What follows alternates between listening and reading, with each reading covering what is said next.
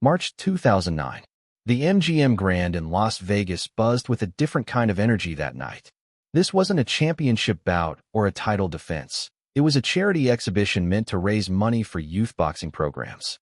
Former champions, celebrities, and industry icons filled the arena, all there for a good cause. What no one expected was that the evening would spiral into one of the most talked-about confrontations in modern sports folklore. Among the attendees sat Clint Eastwood. At 79, the legendary actor and director carried himself with his usual quiet composure. He was there to support the charity and casually promote an upcoming film project tied loosely to the world of boxing. A few rows away, Mike Tyson drew a different kind of attention. Though retired, his aura remained unmistakable. Even years removed from the ring, Tyson's presence alone commanded respect and fear. The tension began earlier that afternoon during a pre-event press conference. Reporters asked routine questions until the conversation drifted toward boxing films and Hollywood portrayals of fighters. When Clint Eastwood's name came up, something in Tyson's expression changed. "You want my opinion on Hollywood boxing?" Tyson said, leaning forward. "Actors train a few months, throw fake punches, and suddenly think they understand real fighting." The room grew quiet. Tyson's eyes locked onto Eastwood. "People think this guy's tough because of movies. Cowboys, cops, tough guy roles. But movies aren't consequences. A real ring is." Murmurs rippled through the press area. Eastwood didn't react immediately. He simply nodded, calm as ever. But then, slowly, he stood. "Mr. Tyson," Eastwood said evenly, his voice steady. "I've spent my career learning when to speak and when to act. You seem confident I'm just pretending." Tyson smirked. "That's exactly what I'm saying." Eastwood took a step forward. "Then maybe it's time we test that assumption." Gasps filled the room. Event staff rushed to intervene, but the challenge had already landed. Tyson laughed, but it wasn't friendly. His pride had been poked in front of cameras, reporters, and fans. "You're serious?" Tyson asked. "You really think you can step in the ring with me?" Eastwood didn't raise his voice. "I think you might be surprised." What no one else knew, what Tyson didn't know, was that Eastwood's connection to boxing ran far deeper than any script. Long before Hollywood, before fame, before cameras, he had trained for real. And that forgotten past was about to resurface in the most unexpected way. What hidden history was Clint Eastwood carrying? And why was Mike Tyson about to regret underestimating him? The idea sounded absurd to most people in the room. A nearly 80-year-old actor challenging one of the most feared heavyweight fighters in history, even a retired one, felt like a publicity stunt gone wrong. But behind the scenes, reality told a different story. Decades earlier, long before Clint Eastwood became a household name, he lived a very different life. In the early 1950s, while most future actors chased auditions, Eastwood spent evenings in dusty gyms. Boxing wasn't a hobby, it was discipline. He trained seriously, competed in amateur circuits, and even flirted with the idea of turning professional. Hollywood came later. Boxing came first. That chapter of his life stayed buried.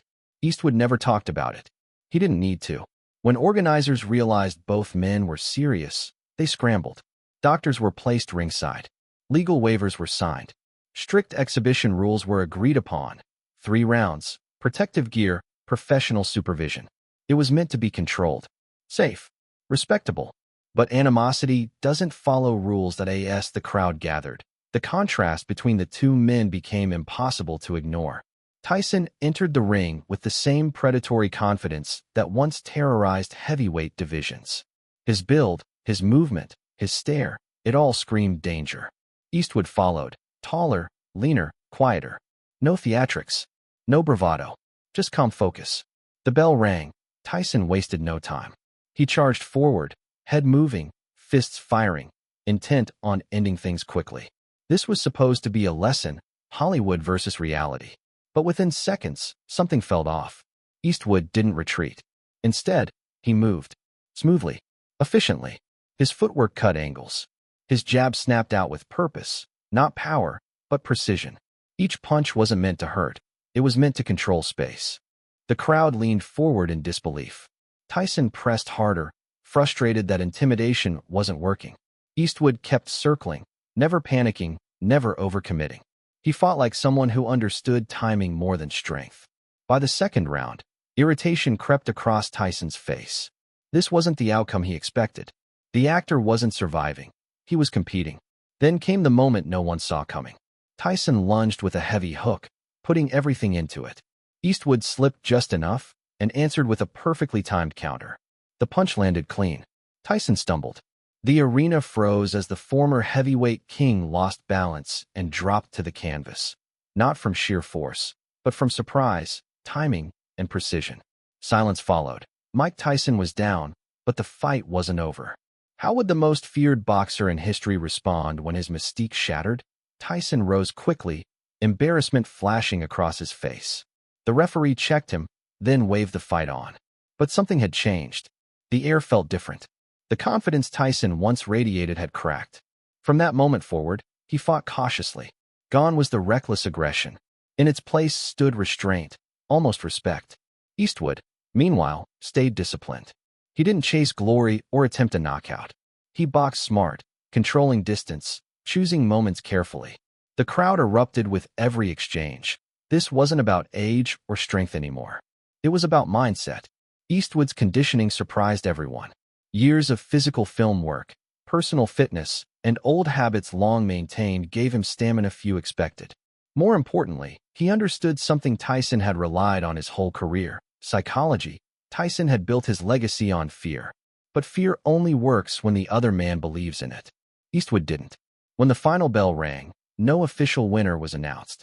It was a charity exhibition, after all. But nobody needed a scorecard. The message was clear. As gloves came off, Eastwood walked to the center of the ring and extended his hand. "Good fight," he said. Tyson hesitated, then accepted. "I underestimated you," Tyson admitted quietly. "I thought you were just an actor." Eastwood nodded. That's the danger of judging people by the surface. The crowd rose to its feet. Within hours, footage spread everywhere. Sports shows replayed the moment. Commentators debated it endlessly. Social media lit up with disbelief. It wasn't just a boxing story anymore. It was a lesson. But what did this moment truly mean for both men? And why did it change how the world viewed strength forever? That night became legendary, not because of a punch, but because of what it represented. For Mike Tyson, it marked a turning point. The man who once ruled through intimidation learned something rare and humbling. Respect can't be demanded. It must be earned. Many believe this moment helped reshape his post-boxing life, pushing him toward reflection instead of rage. For Clint Eastwood, it wasn't about proving toughness. It was validation. Proof that preparation, patience, and quiet confidence matter more than noise. The charity event shattered records, raising more money than any similar exhibition before it. But its true value wasn't financial. It was philosophical. Sometimes, the roles people play are rooted in who they've always been. And sometimes, the most dangerous thing you can do is underestimate someone who doesn't need to prove anything. So what do you think? Can experience and discipline overcome raw power? Was this wisdom outthinking strength, or something even deeper? Drop your thoughts in the comments, and subscribe for more unforgettable stories where reality hits harder than fiction.